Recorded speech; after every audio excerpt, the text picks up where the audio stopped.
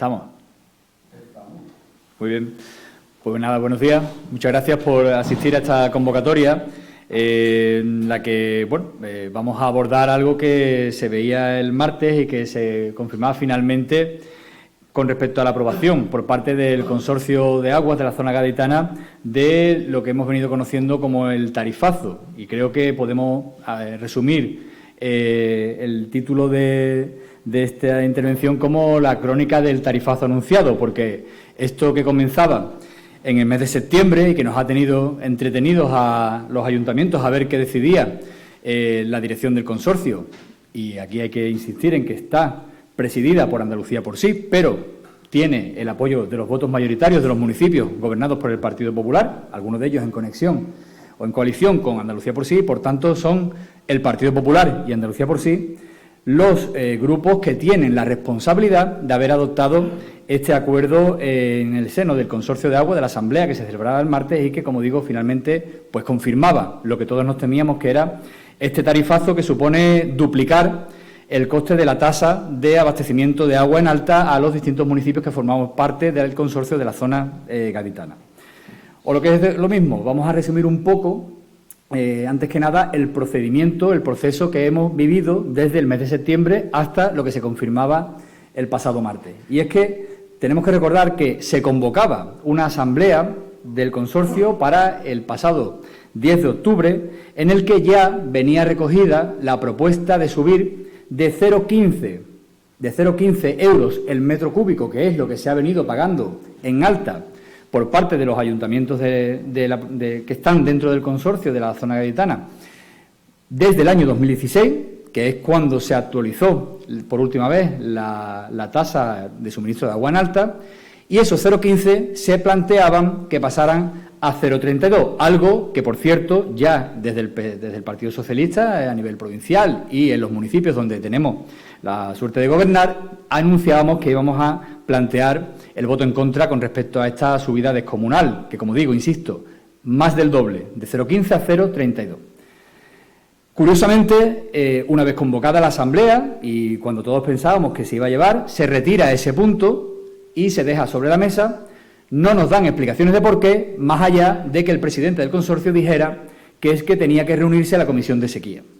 Y ahí tengo que hacer un pequeño paréntesis, porque entendemos que no tiene absolutamente nada que ver las decisiones que pueda adoptar ese organismo de la comisión de sequía con respecto a la decisión de subir o no subir la tasa. ¿Quiere decir que la sequía no influye en la tasa? Evidentemente sí. No podemos ocultar que puede que haya algún coste más o menos, pero no tiene nada que ver que se reúna o no se reúna la comisión de seguimiento de la sequía, porque son decisiones con respecto a cantidades de suministros, recorte con respecto al consumo, pero nada que ver con lo que pueda influir en una tasa. Pero, sin embargo, se plantea esa excusa para dejar ese punto sin aprobar.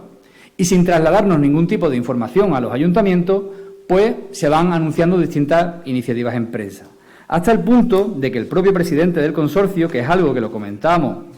el otro día en la asamblea, anuncia en los medios de comunicación a finales del mes de octubre que habían pensado el tema mejor y que finalmente se iba a optar por incrementar la tarifa unos 4 céntimos, es decir, pasaría de 0,15 a 0,19. Tampoco nos explican en qué se basa ese cambio de postura de pasar de 0,32, que era la propuesta que iba a la asamblea, a 0,19, que se anuncia, como digo, en medios de comunicación. Pasa el mes de noviembre, pasa el mes de diciembre, y ahí también permítanme que haga un pequeño paréntesis para reivindicar que muchos ayuntamientos, lógicamente y de forma tradicional, hacen su actualización de ordenanza, normalmente a finales, en el último trimestre del año, y muchos de ellos, incluido el mío u otros que conozco de otros compañeros, hemos tenido que adaptar nuestras ordenanzas que inicialmente contemplaban esa subida del consorcio, luego lo hemos tenido que adaptar porque no ha ido a la asamblea, luego hemos aprobado la tasa sin esa subida y ahora, por desgracia, pues vamos a tener que volver a tramitar un nuevo expediente a los poco tiempo de haber aprobado la actualización de nuestras ordenanzas, porque finalmente el consorcio ha llevado a asamblea el pasado martes esta aprobación del tarifazo que, como digo, supone un 100% con respecto a la tarifa anterior. Al final ha sido 0,32, ha sido 0,316. Y ese impasse, que tampoco nos han explicado por qué desde octubre hasta marzo han tardado, si tan urgente era esa actualización de precio y tan inevitable es, porque han tardado 6 meses cuando al final han llegado al mismo punto, sin explicarlo absolutamente nada. Sí pensamos, porque nos ha llegado, que ha habido, lógicamente, presiones dentro de los propios ayuntamientos del Partido Popular, porque, claro, también debe ser duro para el Partido Popular, por ejemplo, el de Jerez, que se ha jactado durante años de decir que no iba a subir los impuestos ni las tasas a los ciudadanos y a las primeras de cambio tener que aprobar una subida de estas características de la tasa y, por tanto, del agua a los ciudadanos de Jerez. Y teníamos la duda de qué iba a hacer Jerez después de haber dicho a Tutiplén que esto no lo iban a aceptar. Pues lo aceptó. Y el martes votaba a favor de esta subida tan importante. En este contexto, que trasladamos no solamente por parte del Grupo Socialista y por parte, por supuesto, de los ayuntamientos donde está representado el PSOE, donde gobernamos, que era rechazar de plano esta subida, que se dejara, además, sin tramitación, porque entendemos que aquí tiene que haber mayor diálogo, mayor consenso, que tienen que explicarnos muchas cuestiones de lo que viene en los estudios económicos, y ahora, si quieren, entro en profundidad, pero, sobre todo, que esto tiene que ser progresivo y no puede ser lineal. Y entendemos que es duro, además, ya en un contexto de inflación importante, que el ciudadano tenga que abordar esta subida tan importante, porque hay que explicar que es inevitable o va a ser inevitable por parte de muchos ayuntamientos, por lo que tenemos conocimiento, la mayoría, tienen que trasladar esta subida a las tasas municipales, a las ordenanzas municipales, porque es inevitable, es inviable soportar esta sobrecarga en los presupuestos municipales. Ahí hay otra distorsión, además, que es que el consorcio tiene interés en aprobar esto cuanto antes. Esta tramitación son 2 o 3 meses y los ayuntamientos tenemos otra tramitación distinta, al menos los que tenemos que tramitar esta adaptación de ordenanza por la vía de lo que son precios públicos, que tienen que pasar además por la Comisión de Precios. Eso va a suponer que va a haber unos meses en los que se va a estar cobrando a los ayuntamientos a 0,316 y, sin embargo, los ayuntamientos no vamos a poder estar repercutiendo esa subida tan importante en la factura del agua, con el perjuicio, como digo, económico que eso supone para las arcas municipales, que al final somos los que tenemos que afrontar este tipo de cuestiones. Otra de las problemáticas, y ahí sí quiero ser contundente, se repercuten las subidas de los cánones que plantea la Junta de Andalucía. Y aquí una de las cosas que se trasladó en la Asamblea y que hemos venido reivindicando es qué papel juega la Junta de Andalucía, primero en el consorcio y luego en las inversiones e infraestructuras que tiene que realizar en la provincia para garantizar los suministros. No solamente no hace inversiones, no solamente no aparece por las asambleas del consorcio, se lava las manos, no paga sus cuotas, se desentiende, pero lo que es peor, duplica los costes de los cánones que luego van también al coste de la tarifa en alta. Es decir, esto se resume en lo que viene siendo el ADN de la forma de actuar de Moreno Bonilla, que es: yo no me mancho, yo repercuto a los ayuntamientos lo que en teoría tendría que cobrar yo. O, dicho de otra forma, que sean los ayuntamientos los que me recauden. Y además duplicando los costes de los cánones. Eso es una de las cuestiones más graves que vemos detrás de esta cuestión. Y lo que más grave sobre todo es que al final el Partido Popular, el de Jerez y el de la provincia,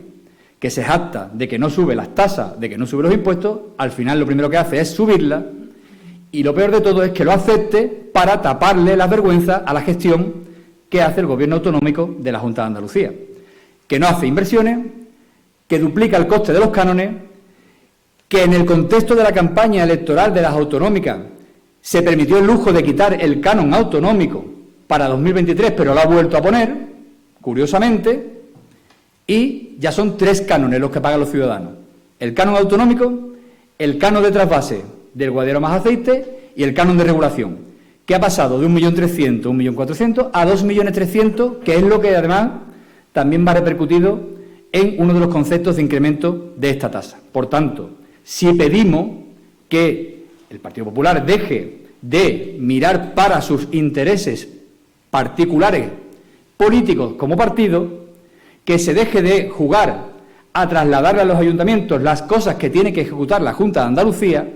y que al final haga esas inversiones y deje, como digo, y le dé un respiro a la labor que hace el consorcio, que al final no es otra que trasladar a los ayuntamientos unos costes que está soportando y que, pues, lógicamente se ven afectados por estos cánones. Si esto no fuera así, esa subida de cánones, y si además en los costes económicos que hemos visto en los estudios económicos no se repercutiera esa amortización de inversiones, la subida no hubiera sido de un 100%, hubiera sido más moderada, hubiéramos entendido una subida a un 0,19, a un 0,20, que estamos hablando básicamente del IPC, pero es que esto supera con creces una subida del IPC. Por tanto, planteamiento, que el consorcio deje esta tramitación encima de la mesa, que nos traiga estudios económicos más ajustados a la realidad de los ayuntamientos, que nos dé plazo suficiente para que nuestras ordenanzas las podamos adaptar y, por tanto, no nos suponga un déficit en los presupuestos municipales. Y, por supuesto, que no tenga el descontrol con respecto a qué inversiones se va a hacer. Porque el resumen de todo esto es que, a pesar de haberse aprobado provisionalmente esta tasa, no nos han comentado cuáles son las inversiones que se plantean por parte del consorcio. Y no hay un planteamiento de planes de inversiones que hubiera supuesto también una justificación de cara a ver en qué línea vamos a afrontar las necesidades del consorcio. Porque el presidente se ha basado mucho en que no se puede dejar a los municipios sin agua. Y eso es asustar a la gente sin motivo. O dicho de otra forma, no tiene que ver el planteamiento de las tasas y de los costes de mantenimiento, de la gestión de las infraestructuras, con que llegue o no llegue agua. Porque, en nuestra opinión, la llegada de agua está garantizada como estaba, como se ha venido gestionando el consorcio de agua en los últimos años. No tiene nada que ver la sequía, no tiene nada que ver la problemática con el suministro, tiene que ver con que el consorcio en la práctica está repercutiendo a los ayuntamientos unas cantidades exorbitadas y muchas de ellas como consecuencia de la política de agua que está realizando la Junta de Andalucía. Que lo haga el Partido Popular, pues bueno, no lo compartimos, pero lo podemos entender. Pero que entre en el juego Andalucía por sí, pues lógicamente sí que viene a sorprendernos, porque entendemos que deberían estar defendiendo más los intereses de sus municipios que los intereses del señor Moreno Bonilla en la Junta de Andalucía. El cálculo aproximado, y les doy un dato por lo que hemos podido valorar en mi municipio en particular. Esta subida viene a suponer, en números contables, casi 480.000 euros más. Como verán, en un presupuesto municipal como el de Rota, que puede ser del orden de los 50 millones, estas cantidades son muy importantes. Es inevitable que esto vaya a repercutirse en las facturas del agua a los ciudadanos y, por tanto, tenemos que trasladar que nos ponen contra la espada de la pared, entre la espada y la pared, y no tenemos más remedio. Y encima no nos dan los plazos suficientes para que los ayuntamientos adaptemos nuestras ordenanzas a esta subida de costes tan importante. Es lo que pedimos, o bien que lo dejen sobre la mesa, que nos volvamos a sentar.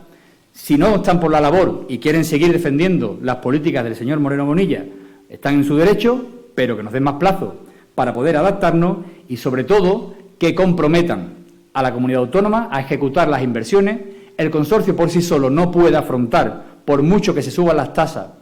esas inversiones importantes que se tienen que dar en la provincia para renovar las infraestructuras que están en un estado bastante lamentable en muchas ocasiones, y que se hagan las inversiones que se comprometieron en el acuerdo que hubo en el año 2005, que se empezaron a hacer, que se dejaron de hacer ya hace unos años y que para eso hay fondos, se ha recaudado por parte de la comunidad autónoma y no se está repercutiendo o utilizando para la ejecución de esas inversiones tan importantes. Si tienen cualquier otra cuestión o cualquier pregunta. ¿El plazo que vais a estar sin recaudar lo que